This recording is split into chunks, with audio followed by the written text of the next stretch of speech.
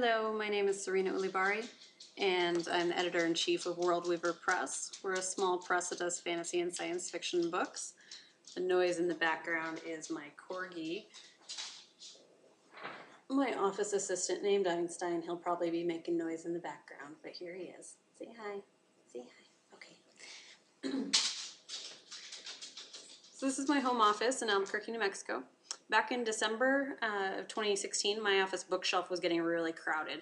So I put on a paperback sale. I told people I'd do an unboxing video of the 2017 advanced review copies if I cleared out enough space of my bookshelf. So you can kind of see my bookshelf in the background.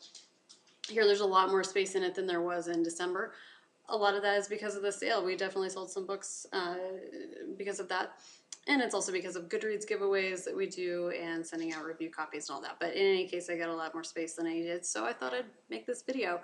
It took me a lot longer to get a lot of the 2017 arcs than I thought I would.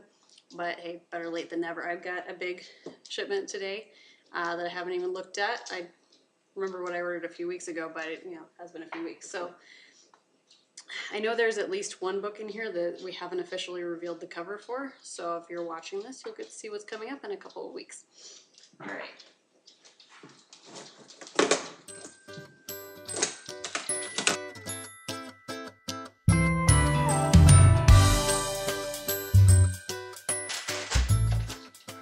Okay, right on top we have Equus, a new anthology edited by Rhonda Parrish. This is the 5th volume of her Magical Menageries anthology series. This is one all about horses. Horses, unicorns, Pegasus, Kelpie, all kinds of horse mythology. And we have 19 authors in here, including Jane Yolen and a whole bunch of other people that you're going to be very excited to read. So there we go, Equus. So one of the things about Equus, this is true confessions of a small press publisher. We make mistakes sometimes, and that's one reason that we have the advanced review copies that have this big disclaimer in the front that say, well, there could be errors. It hasn't been proofread yet. So with Equus, this is my second shipment of Equus, because in the first one, I got the shipment. I opened it up and I said, whoa, that's not supposed to be there. We have these nice little horse scene breaks that I was really happy with. And then on one of the pages, one of these scene breaks took up half the page. It was blocking the text. And this was a thing that was invisible when I looked at it on my computer. It was transparent. It was underneath the text, so it didn't show up when I looked at it, but the printer detected it and printed it right over the text. And so this is why it's important to order proof copies. This one isn't new, but I needed another copy of it because we're doing a Goodreads giveaway for this right now. So, Bite Somebody. Somewhere in here should be the sequel to this, though, which is coming out in June. And there it is, right there. Bite Somebody Else. If you've read Bite Somebody, it's a vampire beach read, vampire chick lit. And this one is from the point of view of Celia. She's a newly turned vampire who is just as awkward as she was when she was a person and has a crush on her next door neighbor, and she has a purple-haired sidekick vampire friend who's trying to get her to hook up with that next door neighbor. This book, the sequel, is about that purple-haired sidekick friend and how she finds somebody new. Book, we tend to do about a book a month. Bite Somebody Else, that's June. Equus, that's July.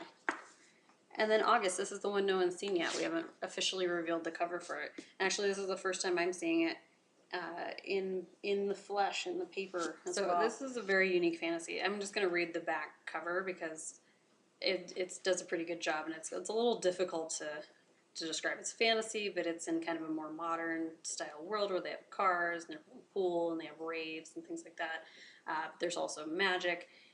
they're magic pixies. They're not like the nice, pretty pixies. They're more of the like flesh-eating out of the shadows kind of pixies. Anyway, here's the cover here's the cover description for Vanity and Dust. In the realm there are whispers that the city used to be a different place. That before the queen ruled, there was a sky beyond the clouds and a world beyond their streets. Vondre Fen never knew that world. Born a prince without a purpose, in a realm ruled by lavish indulgence, unrelenting greed, and vicious hierarchy, he never knew a time before the queen's dust drugged the city. Everything is poisoned to distract and dull the senses, even the tea and pastries. And yet, after more than a century, his own magic is beginning to wake. The beautiful veneer of the realm is cracking.